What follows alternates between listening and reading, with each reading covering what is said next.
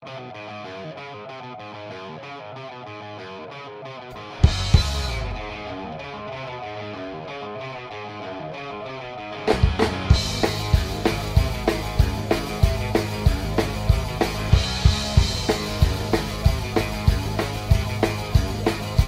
here, first of many of the Rock and Roll Union adventures. Really excited to introduce my friend Mark McCarty from Rat Rod. Thanks for having me, man. And really hot summer day, but it's a really cool car that we got here. I feel like we're standing in a skillet right now. Oh, it's disgusting.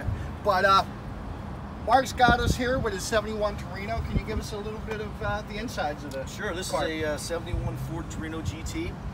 I've had it since 2001. I've completely restored it. It's not done yet. They're never really done, but everything that is done to this point, I've done myself with a little help from my son as well, Bryce. Anybody's been aware of the band knows who he is. Absolutely. He was my former rhythm guitar player, and he's my son, of course, and he's still in the fold in the background. But he helped me work on this a little bit. We've gone completely through it. Took it completely apart, did a little body work here and there, paint work, put it all back together. Yeah, just completely gone through it and brought it to where it is right now, which is a pretty decent little cruiser car. Gorgeous, man. Now you've had this for 19 years. Yeah. About how, what was the last thing that you had to get done for this car? Well, I was preparing for a trip to Springfield, Missouri that we just completed 2 weekends ago, I guess it was. And the last thing I did to it in preparation for that trip was put a different transmission in. Wow. The car originally came with a C4. Any car guys out there know what a C4 Ford transmission is. It's just a 3-speed automatic. And I built an automatic overdriver, AOD, and that improved my gas mileage substantially. Made this a great highway car. That's awesome. So that's the last thing I did to it. Can we get a look at the engine? Absolutely.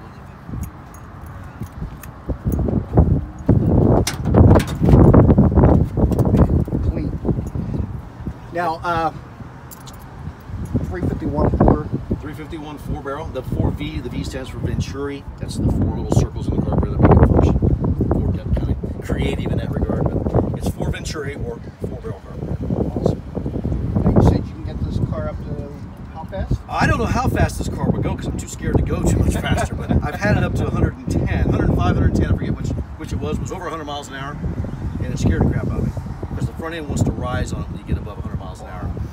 So I try to keep it under 90, but I don't know how fast it will go. It is a fast car. I'm not saying it's a quick car in terms of drag racing because I don't have a setup for that. It's a highway car, but it will go really fast. That's awesome. No, I won't take it there. A lot of maintenance. And, well, you got to keep up on them. And being it's a 50-year-old, almost 50-year-old car, things are going to break. Things are going to happen. You know, you just got to keep up on it. And one thing you'll know about old car people is we're always tinkering with our cars, partly because we can't leave things alone, and partly because you got to keep up on it, maintain it. And that's half the fun. You use the car? I'm out in this car at least once every week. It seems like even if I just got to go to Home Depot for a gadget thing, I'll take this over to do that. I just like driving it. Awesome, absolutely. Now, if the car sits too long, it also.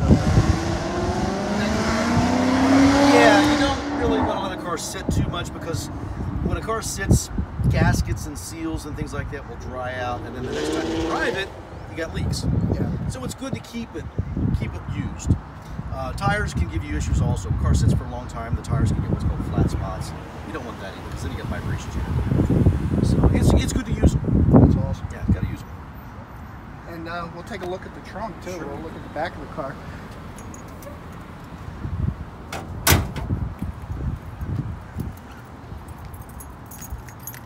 I got a few things in the trunk right now, but you can see what we got for space and what's in here. Wow. I just got back from Missouri, as I was saying. I got to drive a little bit on Route 66 out there, so I can officially post my Route 66 patch saying that I've done it. So and then July 2020, man. Yep. But the one thing that I got to say is up until I came across Rat Rod, the band, I didn't know what the term Rat Rod meant. I didn't know what it was, what it meant. Now, how this is not. how as far as tied into your obsession with cars did the name come from the band? Oh, I think it went hand in hand, and it wasn't my idea either. It was actually Mike's idea, our singer. He knows how much of a car nut I am. I'm as nuts about cars as I am music, so they've gone hand in hand with me since I was a little kid. So we were just racking our brain trying to come up with names for the band, and we ran the gamut of ideas. Jimmy and I were driving home in separate vehicles, of course, coming home from work one day, and he calls me up and says, "Hey, I got an idea for a band name," and he shoots out Rat Rod, and I paused for about 10 seconds, and I went, "There you go." That's awesome. That was it. So it's his idea, based on inspiration of cars. Now, talking about putting old things back together, your guitar. Yeah, we talked about this earlier, and the idea was to bring Rat Gretsch around as well to kind of kick around it a little bit. So yeah, you want to? Yeah, man. Okay. So yeah, cars and guitars are what this is all about. I'm a simple guy. Cars and guitars, and then family, of course. But taking family out of that conversation only because of the juxtaposition where we're at. It's all about cars and guitars. So yeah, this is my main beast. It's where the magic happens. I guess you could say that. But you know, a lot of people talk to me about this guitar. A lot of people ask me about it. It's got more of a presence than I do sometimes. I've literally been told they've come out to see us play to see the guitar. So I guess I don't know what to take that. I'll take whatever I can get. Whatever attention's good attention, right? So, but yeah, this is it's a 1961 Gretsch single anniversary. They called it a single anniversary because it only had one pickup. The pickup was originally right here, which does me as a rock and roll guitar player not much good because the sound is completely wrong for me. So I poked a hole in it, put a TV Jones pickup right here. Now, that is not blasphemy for those who think it is, because this guitar was literally a piece of shit. I hope that's okay to say that. No, that's fine. It was a piece of shit. It was in pieces. The cover wasn't even on. This top wasn't even on the body. All the parts were inside. The neck was junk. It was a piece of crap. I got it for 50 bucks. Wow. I glued it back together, found the neck on eBay. This is a replacement Gretsch neck. I think it's Gretsch. I'm not really 100% sure. It says Gretsch. It is a Gretsch guitar. Good enough for me. So I glued the neck on, put it together, threw some strings on it, and went, wow, that's pretty cool. That's awesome. First thing it sounded like, I just went and just strummed a chord, and it was like, wow, that don't sound too bad. I plugged it in, I was even happier with it. That's awesome. So, and it was actually, it wasn't on this guitar I come up with the riff, but if I remember right, I think I might have recorded some of the riff on this guitar. Oh, the theme, yeah, man.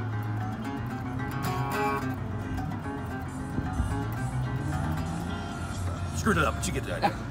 But yeah, I do all the recording with this, do all the live playing with it. This is number 1. I've got a second one. It's a 64 double anniversary. I call it Rat Gretsch 2. Of course, it has a 2. Now, how long did it take you to put everything back together? Once I made the decision to do it, not long, a month maybe, from picking it from, funny thing, I had it hanging in my garage. From unhanging it from my garage to playing it at our first rehearsals. Okay, cool. Because it didn't take much to throw it together. Glued it together with some Elmer's glue. I shot 4 coats of Minwax lacquer, satin lacquer, just to protect what wood is left. And that was it. And the appearances, man, it's got that charm, that ratty charm to it. Oh, it's just something else. I don't know. It's funny. It's funny how things come along. You just don't think about it. It just happens. And I mean, you could stain that, you could paint that in which way you want it, but the way it is, it's just... I've got a couple things about that. For one, this has got a story to tell like this. If this thing could talk, it'd be amazing what it would tell us. From 1961, what has it seen? What has it done? What has it played? What has it heard? Right. If you restore this and refinish it and put it back to new looking, to me, you've lost that story. Yeah. Second point is, I myself don't want to go on stage with a really pretty, nice, unscratched guitar, because I'm liable to screw that up. Anybody see this play? No, I don't stand still. Right. I'm not afraid to hurt this thing, or any other guitar I play, because they're going to have scratches, nicks, and dings, and all that in them. This is really messed up, so I don't care. That's if awesome. I break it, I'll fix it. Who cares? That's awesome. That's the philosophy behind it.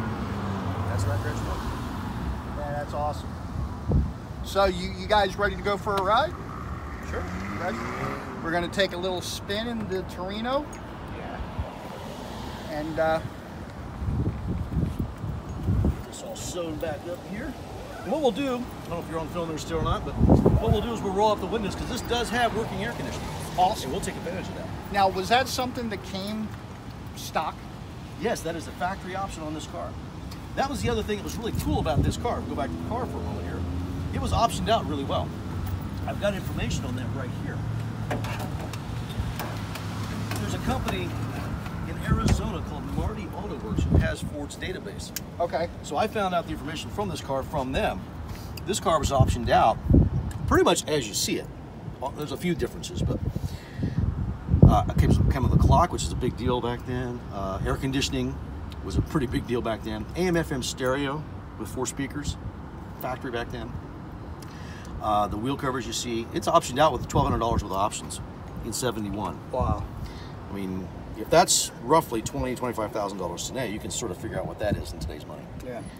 It's got a lot of stuff on it that it's kind of unusual for a car of its age. There are, of course, cars out there optioned better. Now, the power steering, I'm looking at the power steering. That was a big thing back then as well, am I right? Yeah, a lot of cars didn't come with power steering. A lot of cars back then didn't have power brakes or power steering. You had to really drive the car. I mean, that stands out to me, and the tinted glass stands out to me as well. Yep. Yeah, it's something that, in this case, tinted glass wasn't a terribly expensive option to have, but it was something that was a nice feature, because if you didn't have it, you didn't have that blue strip at the top of the windshield. Right. You didn't have the solar tint to keep the solar heat out, so even if you rolled your windows up, you were still cooking inside the car. So it was a really nice feature to have. That's awesome. Yeah, that's part of why I decided to keep it and restore it, because it had some cool options on it. It's amazing. It's a very stunning car. Thank you. It's the color is referred to as grabber blue. Grabber blue. Yep, that's the original Ford color. The only things on this car from an appearance standpoint that are not original to the car are these. These are called sport slats. These are an option you can get. I found them at a really good price, and I love how they look on the car, so I installed them. Gotcha. You can get them from the factory. Most people bought them over the parts counter and put them on. I got lucky and found them. So that's not original, but it looks right. The other thing that's not original and was actually never done was this front spoiler. Okay. That's a real popular thing that people do to our cars, but it was never out in the car for me. Ford never made that. They should have, though, in my opinion. So that's an extra. Now, as far as obviously you had the paint pre-got on the entire car. I did it. Was it hard to find the paint? No, actually not. You can get pretty much any color you want mixed. You just tell them what you want, and they'll mix it for you. It's a factory color, so you just told them you want. It's called J for grabber blue, and you mix it up, send it to you. So yeah, pretty easy. Right.